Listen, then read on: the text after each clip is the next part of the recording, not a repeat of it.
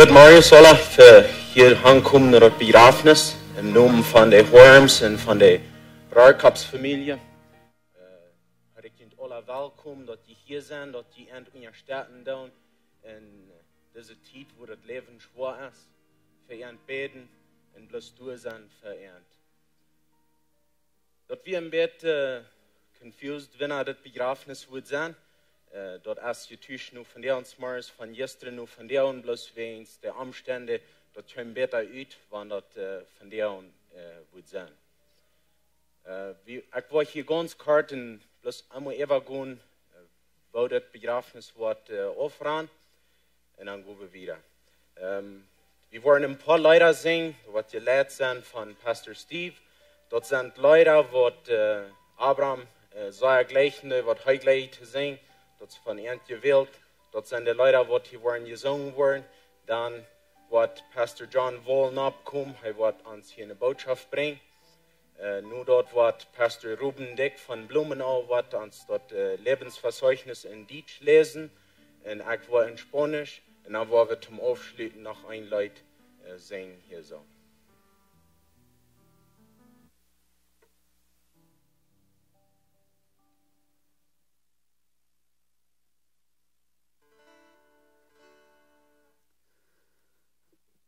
Marius, we worden ontvangen met het lied Neem tijd hier zu Rwanda. Wanneer de leider kan wil ik met zingen.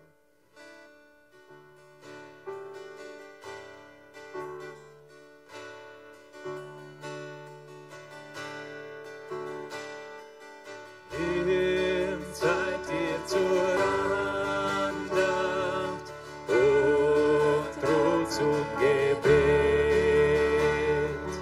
Vergiss nicht die Bibel, vor Menschen geredet. Verlass die Gemeinschaft der Heiligen nicht. Zu all deinen Schritten bei Gott zu Zeit dir zur Andacht, die Welt lässt dich mehr. Allein in der Kammer mit Jesus verkehrt. Sein Licht, seine Gnade,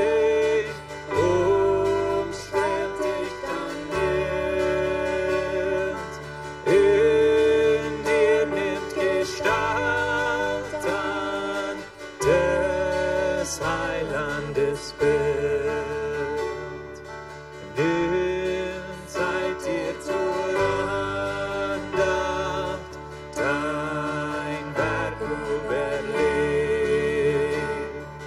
Und laufe nicht hastig, zeig Gott keinen Weg. Tu froh und zufrieden, die Arbeit für Hund. So fällt dir doch morgen nicht Gottes Geleit. Nimm Zeit dir zur Andacht, in Freude und in Weg. Blick auf und sprich stille, dein Wille geschehen. Dann machst du die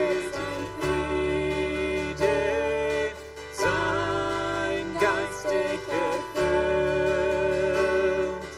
Der Brunnen des Lebens im Herzen dich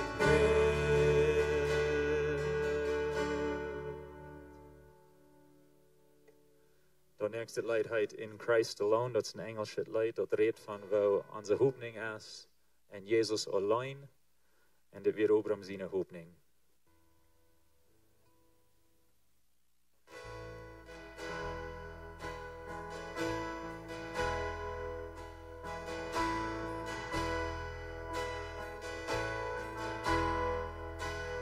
Christ alone my hope is found.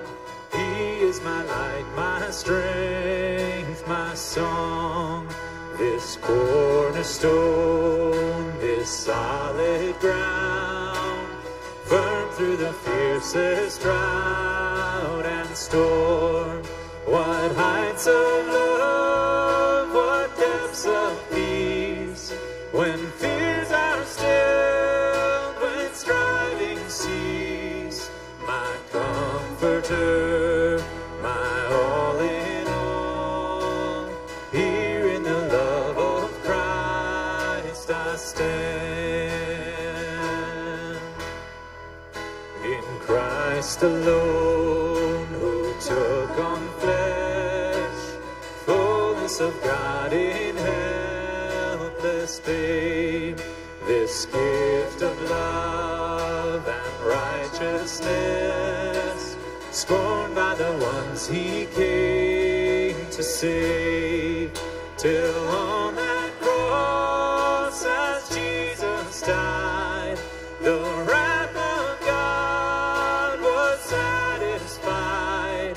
For every sin on him was laid, here in the death of Christ I live. There in the ground his body lay, light of the world by darkness slain, then bursting forth in glorious day, up from the grave he rose again.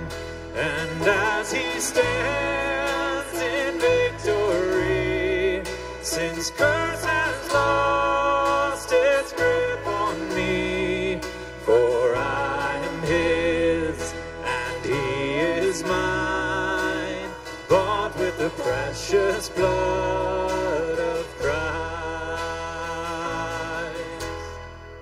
No guilt in life, no fear in death, this is the power of Christ in me.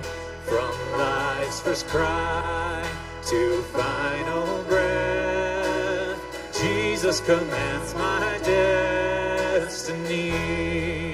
No power of hell, no scheme of man could ever pluck me from his hand, till he returns or calls me home. Here in the power of Christ I'll stand. No guilt in life, no fear in death.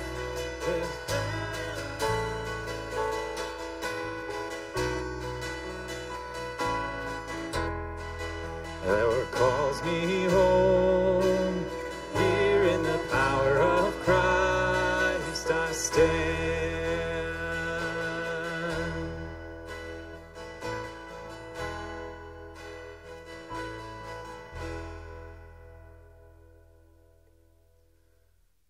Nein, van Obram zijn beste leider weer I'll Fly Away. Dat in Engels het leidt de reed van een dag waar we wegvliegen en Jezus bejeen. En dat is een ding wat hij verloren deed en niet beleefd heeft. Zo we hebben het op zingen, I'll Fly Away.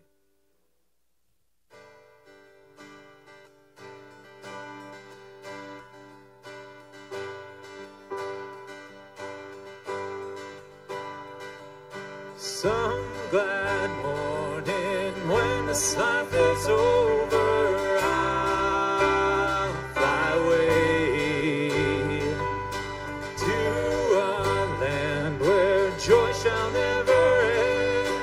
I'll fly away. I'll fly away, oh glory. I'll fly away. When I die, hallelujah, by and by, I'll fly away.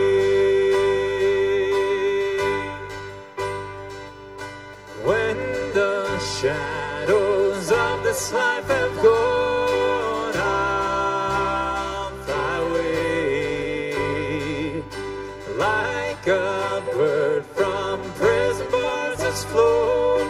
I'll fly away. I'll fly away, oh glory. I'll fly away. When I die, hallelujah, by and by, I'll fly away.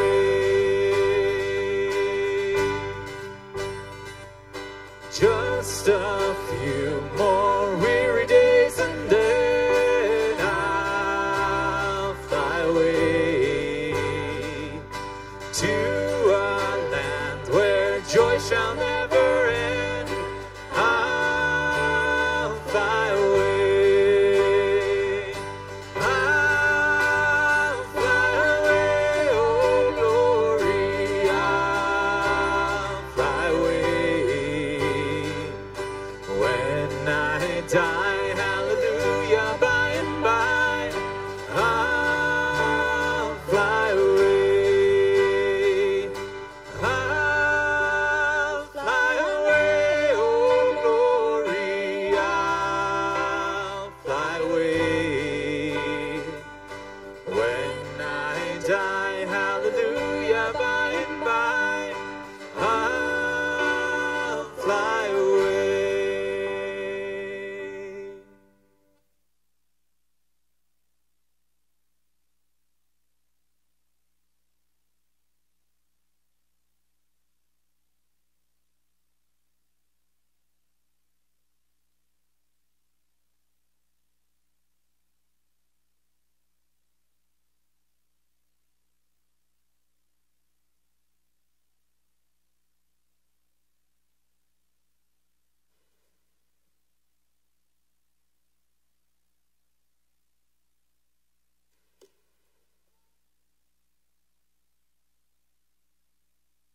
Ik reis junt in de naam van Jezus Christus.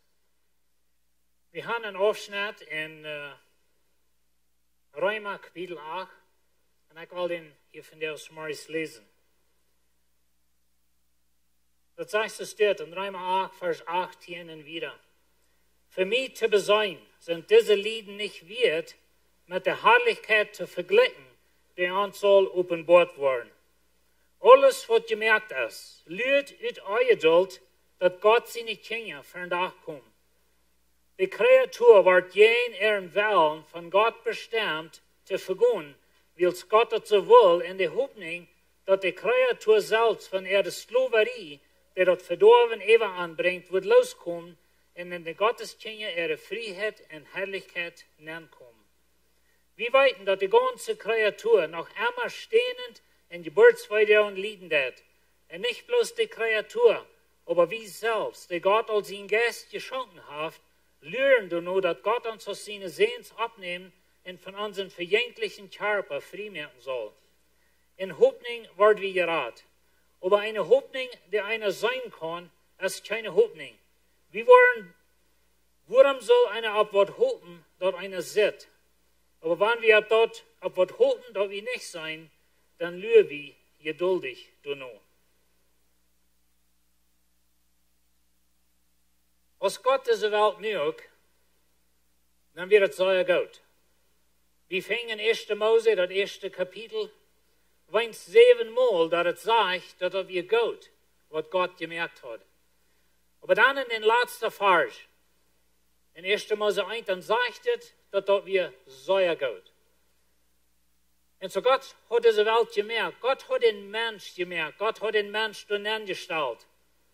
Aber in dieser Schöpfung, was sehr gut wird, durchgeht Gott den Mensch in freie Willen. Na, dat zou ik wel manchmal Frauen von uns nennen kommen. Was sind freie Willen? Was passieren diese soort dingen? Dat is een Frau, wat veel gevraagd is worden in de laatste paar Jahren. Was wird Gott het toelaten? En ik kan niet alle antwoorden. Aber ein Ding weiß ich, dass Gott mir ganz mit einem freien Willen wen Leib. Leib braucht in frie Wellen. Wenn Leben nicht in frie Wellen hat, dann ist es nicht Leben. Und so wenn ein jungen Mial in Leben fallen und sie fangen sich an zu gleichen, zu leben, wollen sich befreien, das ist ein wundervolles Ding. Aber das kommt in frie Wellen. Wenn es nicht ist, dann ist es was bemattet oder das wird geprogrammt. Und so Gott ist ein Gott von Leben. Das ist das höchste moralische Ding von Gott, das heißt Leben. Und er will uns als Menschen merken mit der Möglichkeit zum Leben. Aber wenn das dort möglich ist, müssen wir in frie Wellen haben. Und mit den frie Wellen kommt aber auch die Wohl oder die Möglichkeit, dass wir eine rechte Entscheidung machen. Und das wird Adam und Eva tun. Und wir sind, glaube ich, alle bekannt mit der Geschichte, wo Adam und Eva eine rechte Entscheidung machen. Und die ganze Welt fällt dadurch in einen Fall, dass die ganze Welt ist gefallen. Die Welt, die jetzt beschrieben mit einem Wort, und was von der hier sein Verernst jetzt mit einem Wort zu beschreiben. Und das ist verdorben. Bitterlich verdorben. Ich meine, kann jemand das Family-Ding, sind wir bloß bitterlich verdorben. Wir planen nicht Chaos, nicht Begrafnis. Aber diese Welt ist verdorben. Und zu dieser Welt ist in Weide versunken. Und was das interessante Ding ist, was ich nicht alle erklären kann, aber Gott hat es so geplant, dass die Schöpfung mit uns Menschen topgeknackt ist. Und dann ist der Menschen sinnvoll, dann fällt die ganze Schöpfung in Sinn. Und die ganze Schöpfung fällt verdorben. Aber wenn Gott uns als seine Kinder wird in der Herrlichkeit anbringen, dann wird die ganze Schöpfung in Herrlichkeit ankommen. Und so wird es topgeknackt mit uns Menschen gewisse Moten. Aber da rennt kurz von Anfang im Garten Eden nach, was Gott mit Adam und Eva verteilt. Und sie hatten sich groß versündigt.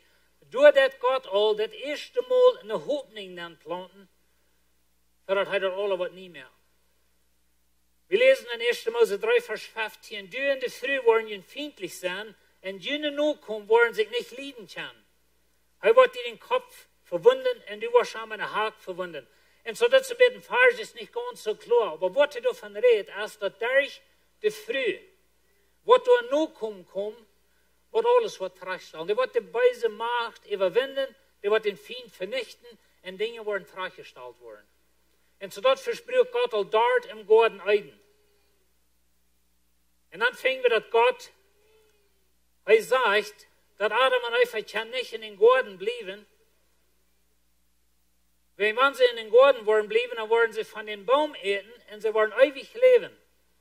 Und so sind wir nicht den Garten rüht.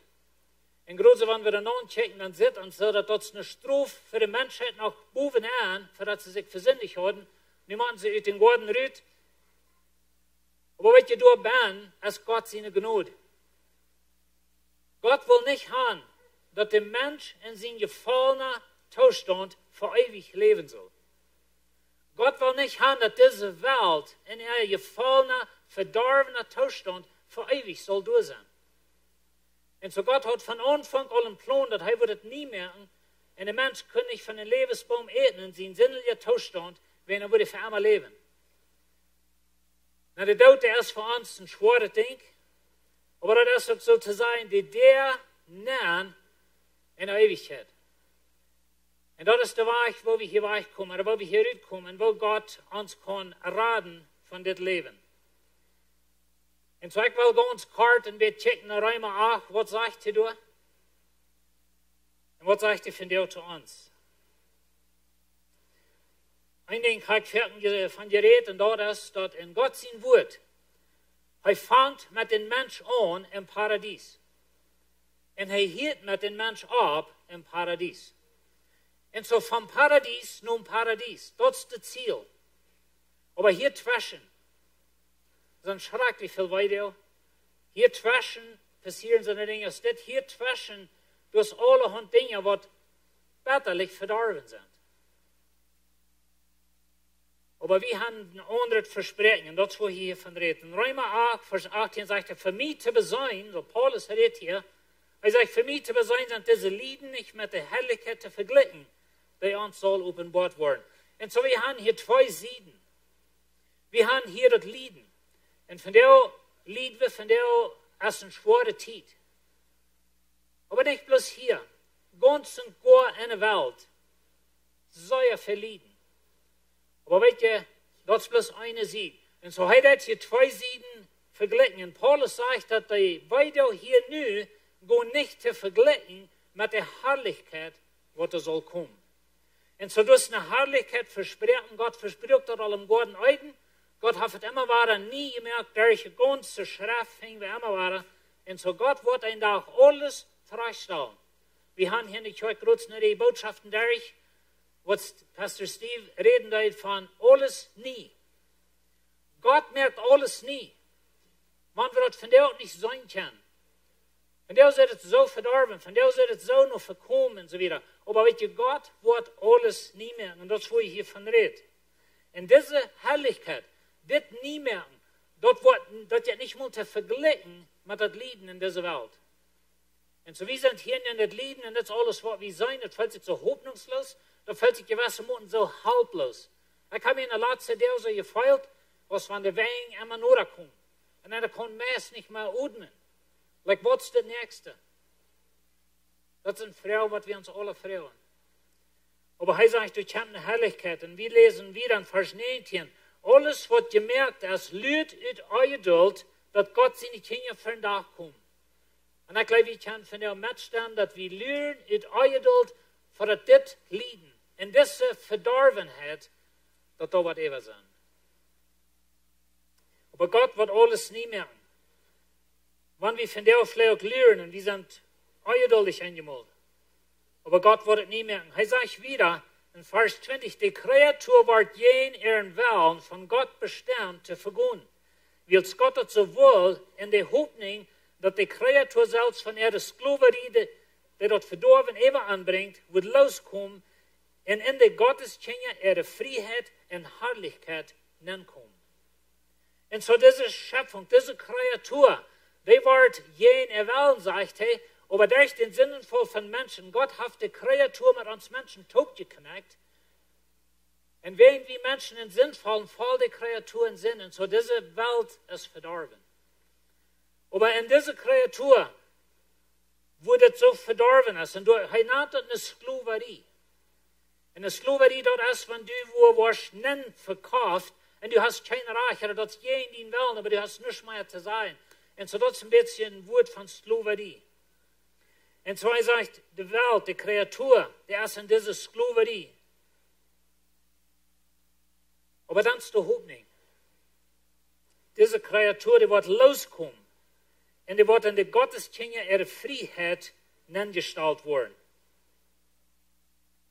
Na weet je, von der zit mal af und noch Freiheit und Herrlichkeit. Aber das ist unsere Stellung in Christus.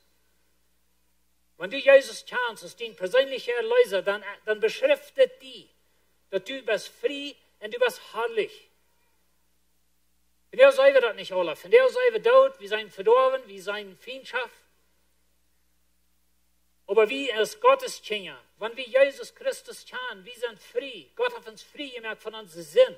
Gott hat uns frei gemacht von unserem vergangenen Leben. Und Gott hat uns eine Herrlichkeit gegeben. Und er sagt, dass die Kreatur lügt ungeduldig. Nur den Tag, wo wir aus Gott seine Kinder waren und unsere Herrlichkeit gestellt worden, mit der Kreatur taub. Gott sagt, er wird nie Himmel merken, nie Erde. Du wirst keine Thron mehr sein, du hast kein Begräbnis mehr, du hast kein Grabhof. Die Dinge werden anders sein. Wir weten nicht immer ganz korrekt wo, aber da kommt ein neuer Tag. Und das ist eine Hoffnung, was wir haben, eine Hoffnung, für die Dinge werden nie gemerkt worden.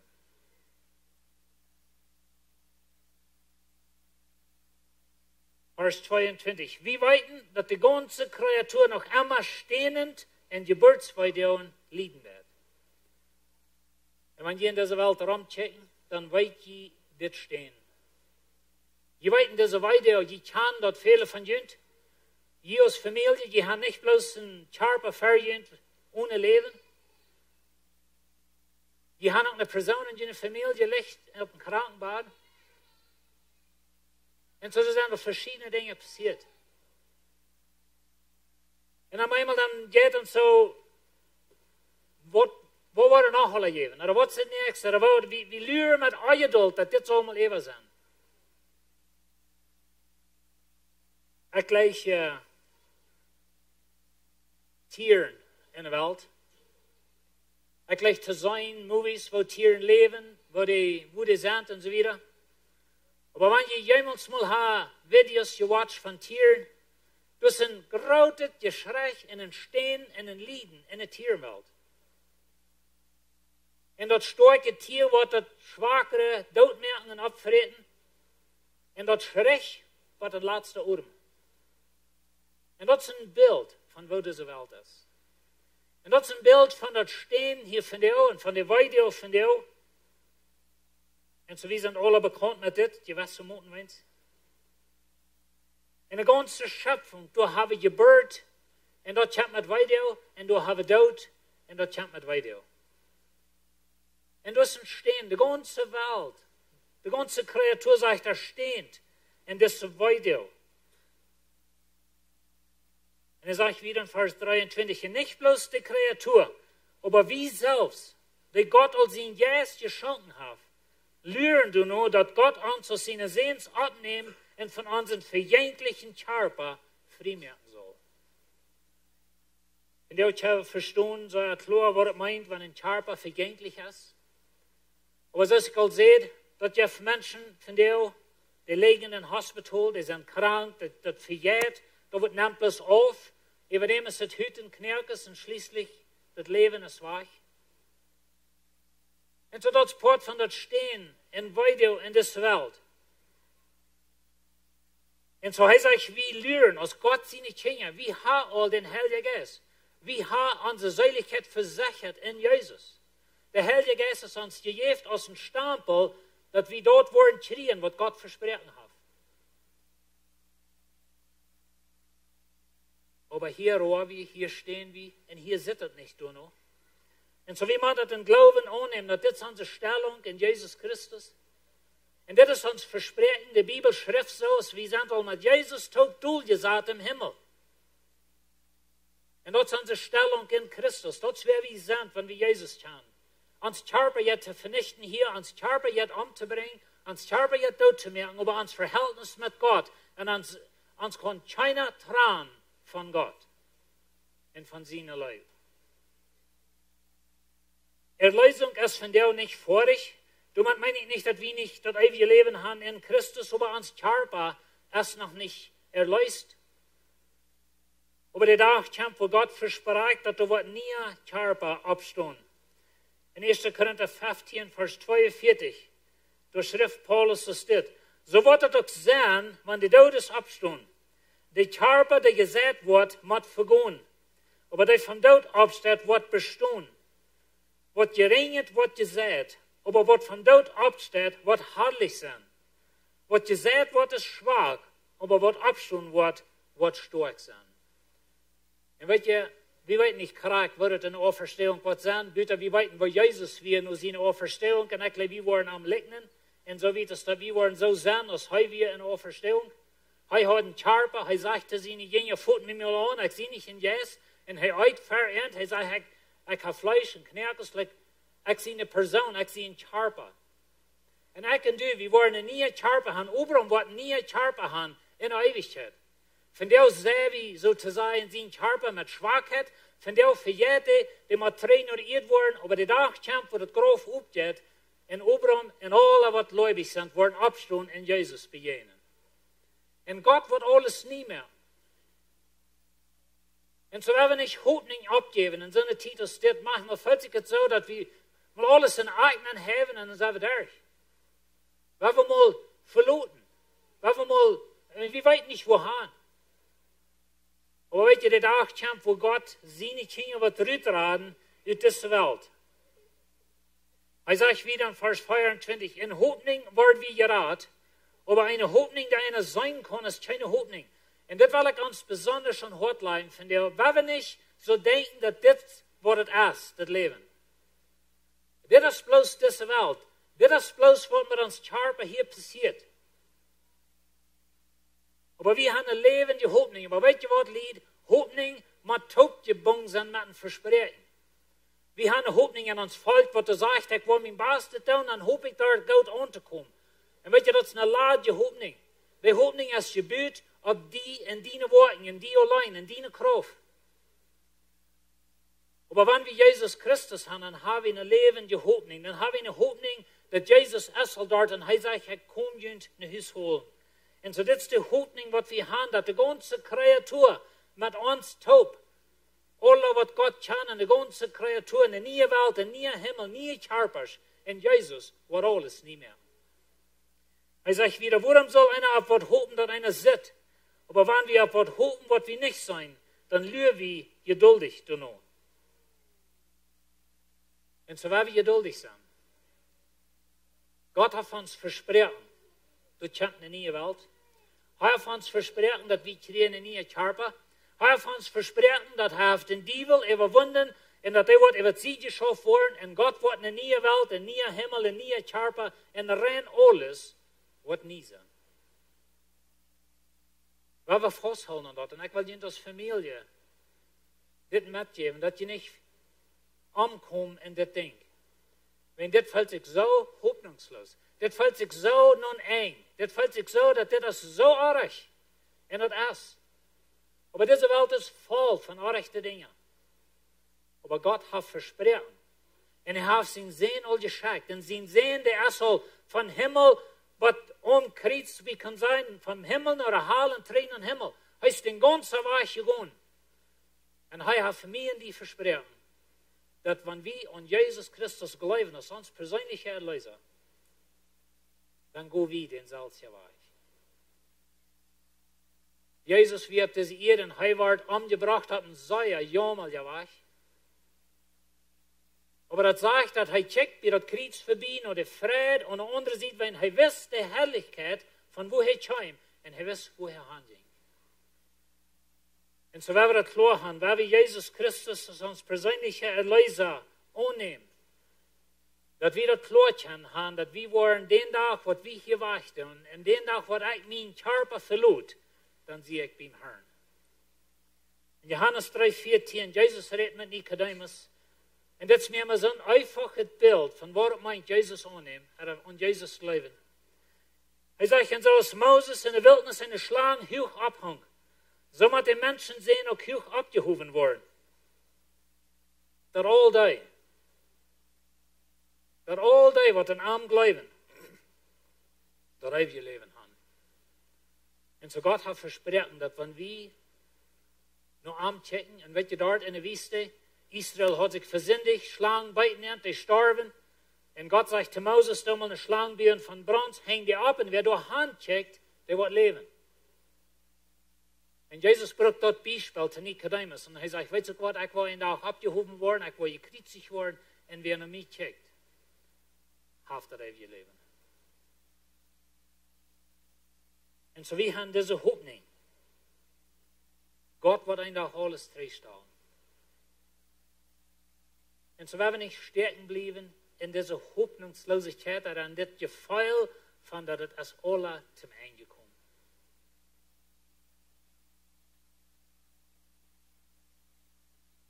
Wir waren Lothar zum Bilder wiesen, und da ist ein Leid bei, was wir da waren spielen. Und so ich will das Leid, so Dinge von das Leid sein hier, das ist ein hochdeutsches Leid. Viele von ihnen kennen das Leid, das heute zwischen Himmel und Erde ist ein Riss. Und so sagt, zwischen Himmel und Erde ist es verreten. Und das ist ein Kampf zwischen Licht und Düsternis, in dieser Zwischenzeit. Und weet je, hij redt van de tijd van Paradies, maar Paradies en die Zwischenzeit. Da sind diese Dinge. Hij zegt, zwischen Himmel und Erde zijn we nu, en wat we nog zijn wollen, en dat we niet willen, dat doen we. In deze Zwischenzeit. En ik glaube, we kennen dat alle. We hebben sehr gute Vernehmen von guten Dingen, was wir wollen tun. Und am Ende, wo wir an, wir haben doch was vollbracht. Und so, wir sind so sehr bekommen mit dort. Wij zijn mitten in deze Welt, en doch sind wir nicht von dieser Welt. Wir gehören die, aber wir sind noch hier. Und das, was ich habe versucht zu sagen, von der hier in dieser Karte redet, dass wir sind noch hier, aber wir gehören zu Jesus, von wir am Tjan, und unsere Zukunft ist ganz das, was wir hier nicht haben. Zwischen Himmel und Erde hängst du dort, ganz allein, verloren von Menschengott. Zwischen Himmel und Erde uitgestreckt, dort am Kreuz. Zwischen Himmel und Erde hängst du dort, ganz allein und verloren von Menschengott, wo sich Himmel und Erde trafft in die. Und so, wir wollen das Leute laten hören, und die sind bekannt mit das, aber die Meinung in das Leute ist, dass nu in dieser Zwischenzeit, nu ist es schwer, nu ist es Leiden, nu ist es Tod. Aber wir weiten, zu wem wir hier, wann wir auch noch hier sind, aber wir weiten uns zus. Und so, ich will nicht alle gleich in das und hart leiden, ich weiß nicht, wo dein Leben ist. Aber ich kann dir ein Ding versichern, und das ist, dass du warst auch gestorben. Vielleicht nicht auf so ein weiches Oberumdeut, aber wir waren alle gestorben. Wir waren alle alt, wir wohnen alle in vergänglichen Körper. Und dann fängt die Ewigkeit an. Und wir können uns wählen, an Jesus zu glauben, in eine Herrlichkeit haben für alle Ewigkeit. Oder wir können uns wählen, Jesus zu sich zu schieben, in eine ganz äußerste Verdammnis haben für die Ewigkeit von der Ewigkeit. Und weißt du, das Leben hier, oben wir ist 40 Jahre, oder ist 40 Jahre geworden, lebe ich. Aber ein Mensch wird aber das längste Tag, vielleicht 90 Jahre alt. Aber was ist 90 Jahre hier in der Ewigkeit? Wenn man das nicht mal zu vergleichen. Und dort, wo er sagt, dass das Leiden hier jetzt nicht zu vergleichen mit der Herrlichkeit, was wir wollen zu tun. Wenn du nicht Jesus kannst, will ich dich anladen. Die Bibel lädt uns an.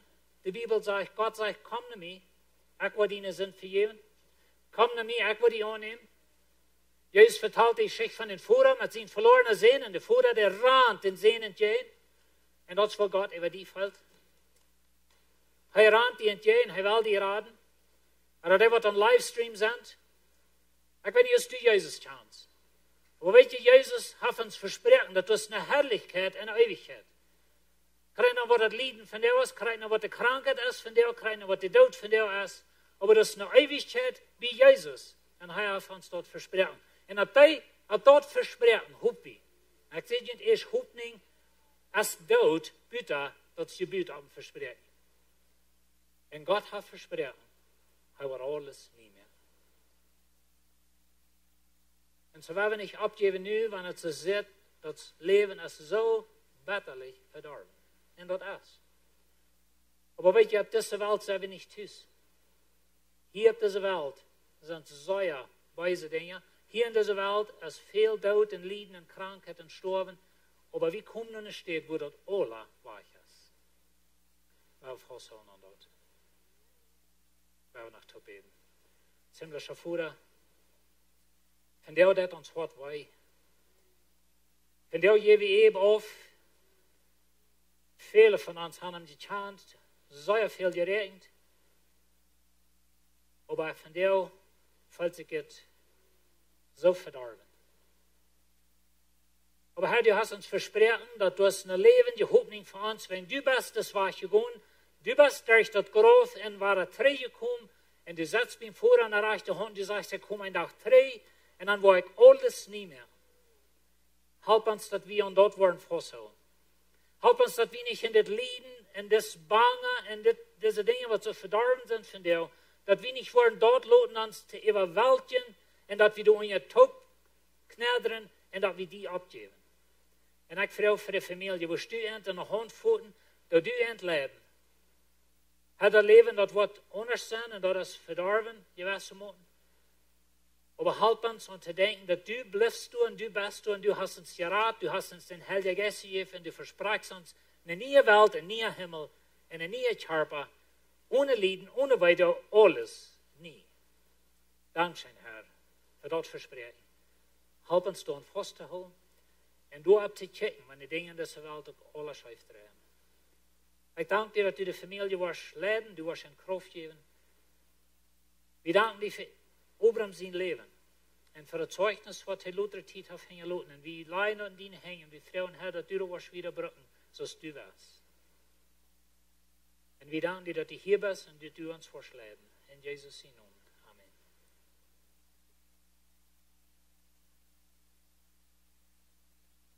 Pastor Ruben Dick wordt ons nu dat levensverzeichnis in Deutsch lesen. Pastor, wo du wel opkommen? Hij is de leidende prediger van Blumenau Kerk. Dat is wo Abraham en Susi glieder werden, zijn. En wo de tussen Kerk is. Ik wil ons op im Namen von Susi in der Kinge hier in Deutsch übergehen. In Sprüche 3, Vers 5 lesen wir, verlot die op den Herrn von ganzen Herzen und nicht op die in Kraft.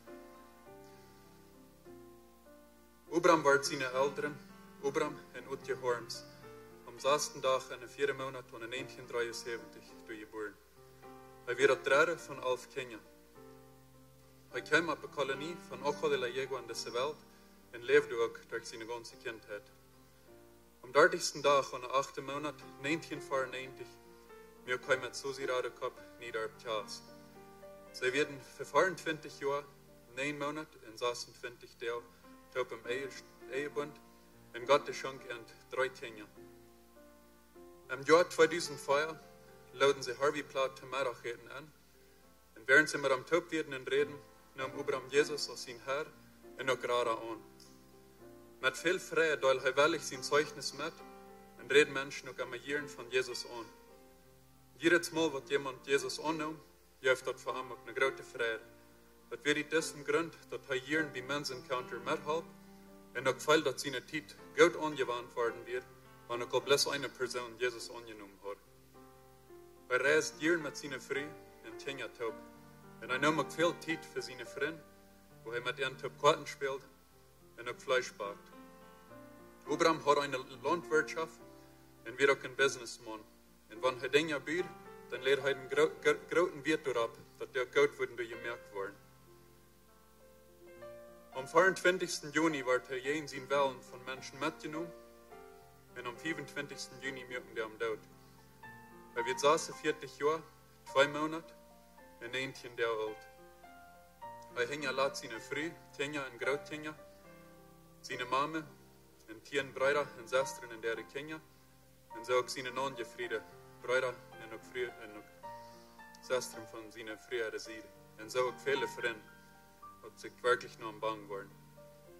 Zijn vrouw, Susi Radekop, seine Kinder, Jessica und Jake Ernst in Buena Vista, Jacqueline, 22 Jahre alt, Kevin, 16 Jahre alt, seine Großkinder, Calvin, 4 Jahre alt, Nathan, 2 Jahre alt und Jonah, 2 Werke alt. Sein Vater und seine beiden Schwiegereltern gingen vor am Tod. Und wir machen auch im Namen von Susi und der Kinder und auch der Horms und der Radekop sie wirklichen Dankeschön sein für alle, was das der in der Stattung kann gewesen. Und auch für ein Beten. Dankeschön.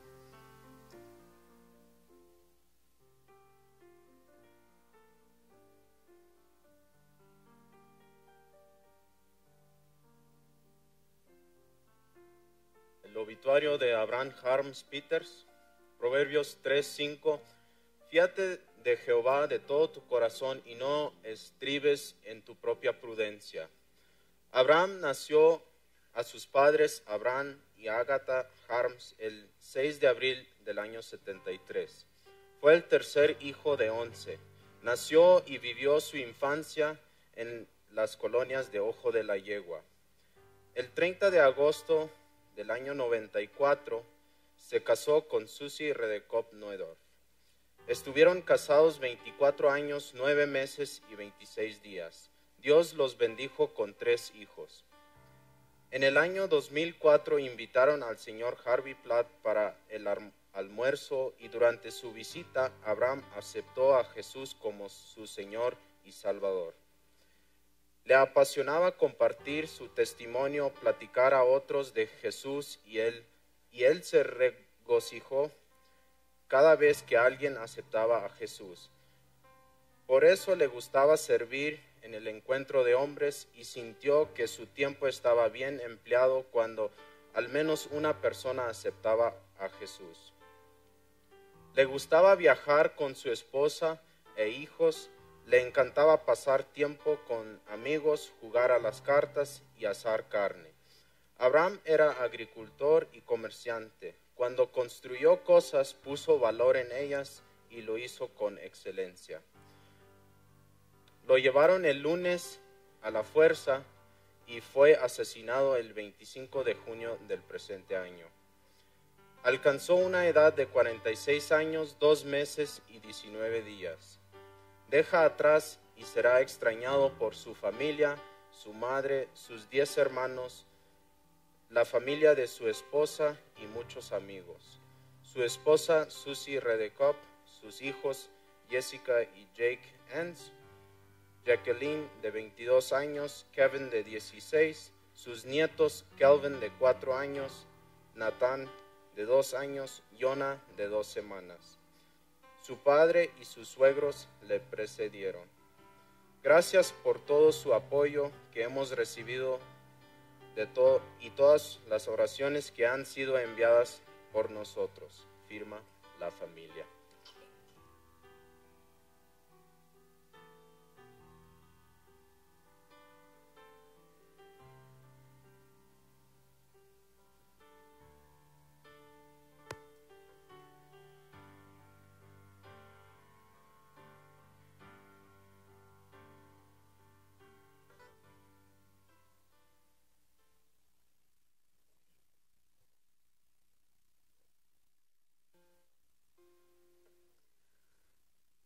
We worden nog een lied zingt am Schluss, het is een hoogdietje lied.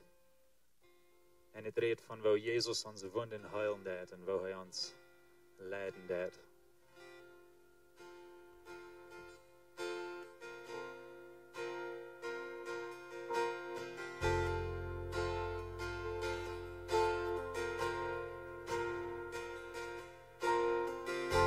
Du siehst die Wunde und heilst mein Herz, beugst dich meine Not herab und trocknest meine Tränen ab.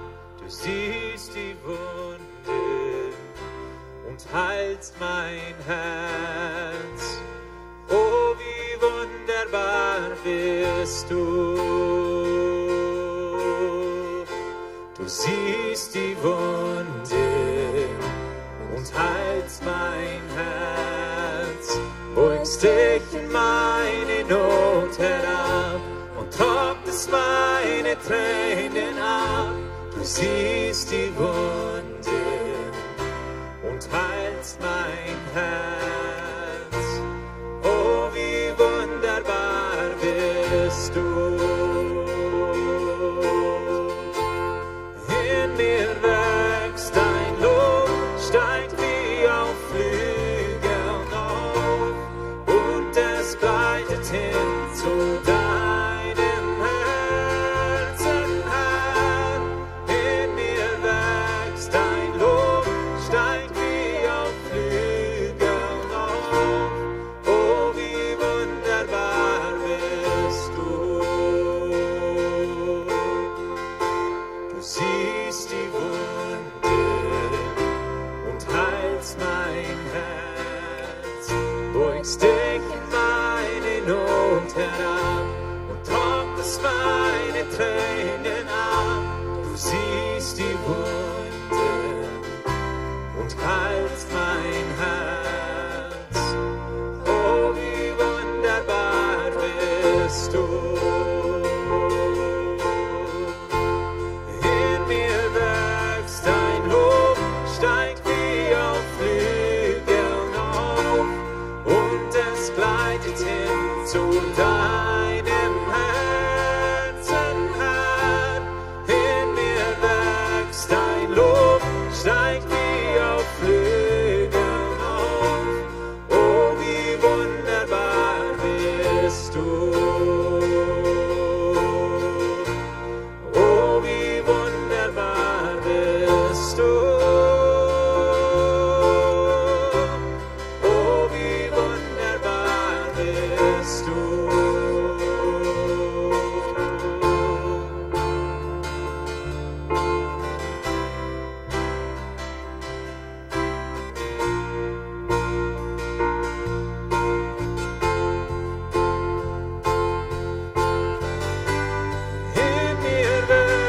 dein Lob steigt wie auf Flügeln auf und es gleitet hin zu deinem Herzen, Herr.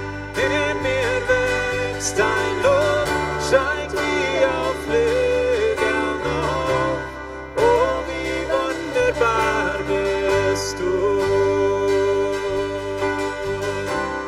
Oh, wie wunderbar bist du. Oh, wie wunderbar bist du. Du siehst die Wunden und heilst mein Herz.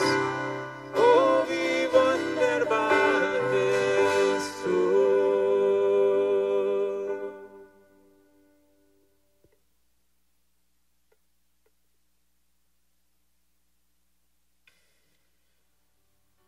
Wir sind zum Ende gekommen mit dem Begrafnis.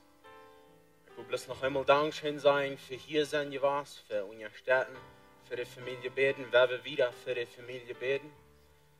Ich würde auch wollen sagen, dass das Begrafnis wird geplant und mitgehalten von der Blumenauer Kirche einen Kilometer auf, von den Encuentro de Hombres und auch hier von Lebenswasser. Wir wollen das nächste übergehen nur der Leichenschau, wo wir dort wollen down erst, wir wollen den Darn zurückführen, das sagt, was dort bieten sind, und dann wollen die Platz wiesen, dass wir alle rütgehen können, du vorbei. Du sind Menschen, die hier zu bieten hier in der Verlauf sind, auch hier besiedelt in dieser Stufe hier. So, das kann vielleicht ein paar Minuten dauern, was das dient sein, weil wir geduldig bleiben und hier satten bleiben, was die Platz und Visa sein dann.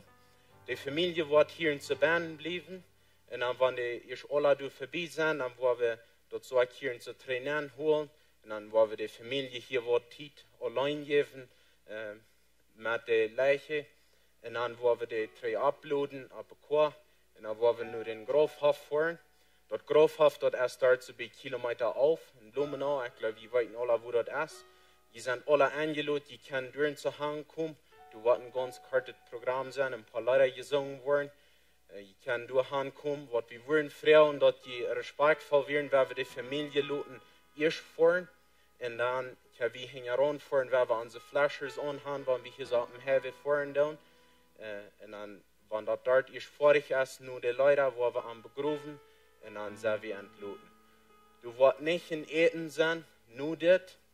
Du wirst Mittag sein für die Familie, für die direkte Familie, aber da ist angelut worden apart. Du wirst Mittag für uns sein, aber wie andere, wir sind nur dem, was die begruft ist, wir entluten. Ich will bloß noch einmal zum Schließen und sehen, über die Familie beten und dann gehen wir wieder. Gott, Vater Gott, du bist allmächtig. Und ich danke dir, dass wir können nur die kommen. Wir können die unsere schwere Tiden in deine Hände legen. Gott, wir Frauen von dir und für die Worms in der Arkab-Familie, dass die etwas wieder nehmen. Die wirst entsehnen, die wirst trösten. Gott, ich bete, dass die wirst Heilung schenken und dass die wirst bewahren und sehen uns alle, wann wir von hier gehen. In Jesus' Namen. Amen.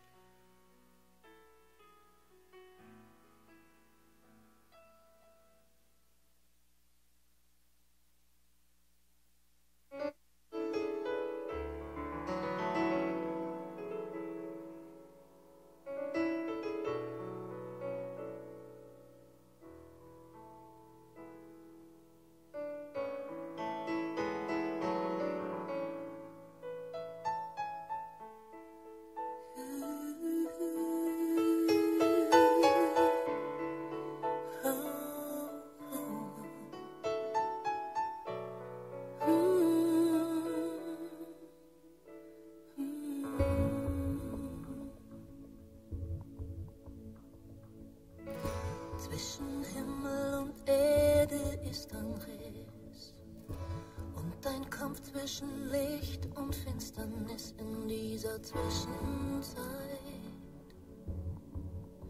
In dieser Zwischenzeit.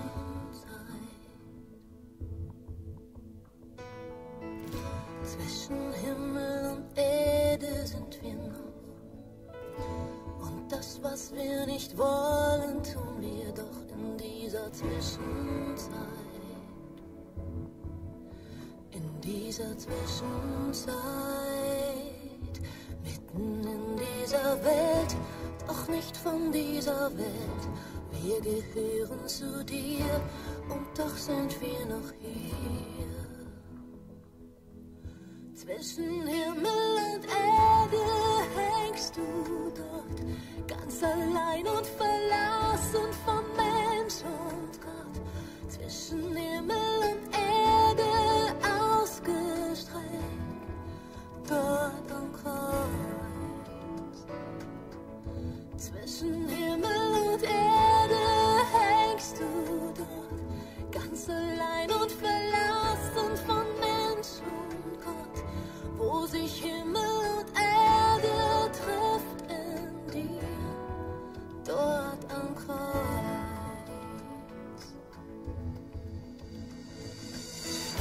Zwischen Himmel und Erde leiden wir an Zerrissenheit auf dem Weg zu dir in dieser Zwischenzeit.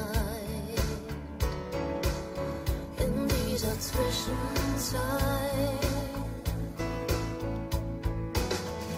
Zwischen Himmel und Erde ist ein Steg und du selbst bist die Brücke und der Weg in dieser Zwischenzeit. In dieser Zwischenzeit, mitten in dieser Welt, doch nicht von dieser Welt. Wir gehören zu dir und doch sind wir noch hier. Zwischen Himmel und Erde hängst du dort, ganz allein und verlassen von Mensch und Gott. Zwischen Himmel und Erde ausgestreckt, dort am Kreuz. Zwischen Himmel und Erde hängst du dort, wo die Balken sich kreuzen, ist der Ort, wo sich Himmel und Erde trifft in dir, dort am Kreuz. Zwischen Himmel und Erde stehen wir und wir treten in diesen Riss mit dir in dieser Zwischenzeit. Oh, in dieser Zwischenzeit.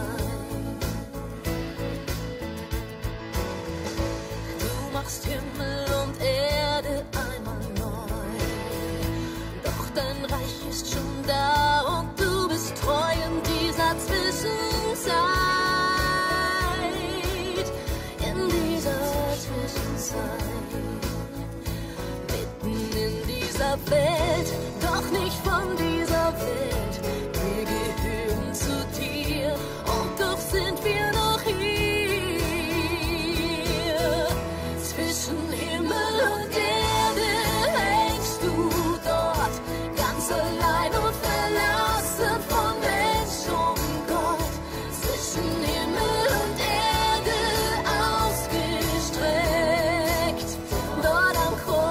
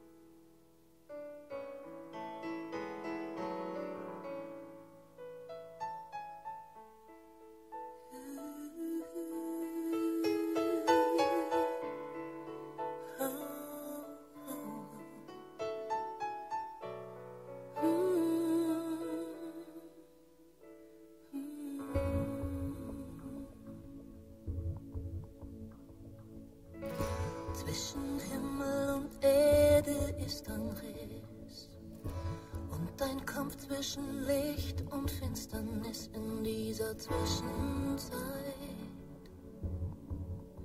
In dieser Zwischenzeit.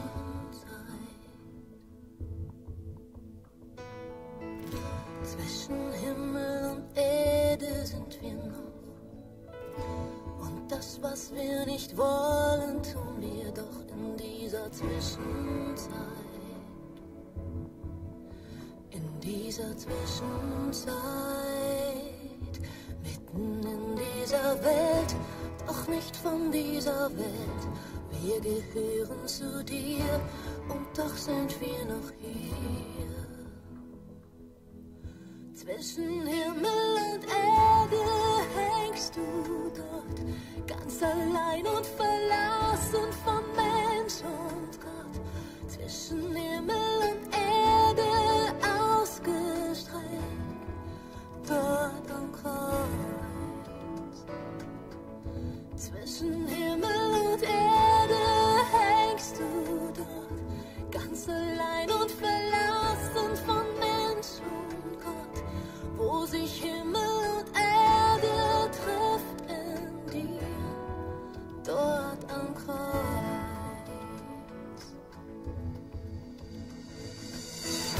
Zwischen Himmel und Erde leiden wir an Zerrissenheit auf dem Weg zu dir in dieser Zwischenzeit. In dieser Zwischenzeit.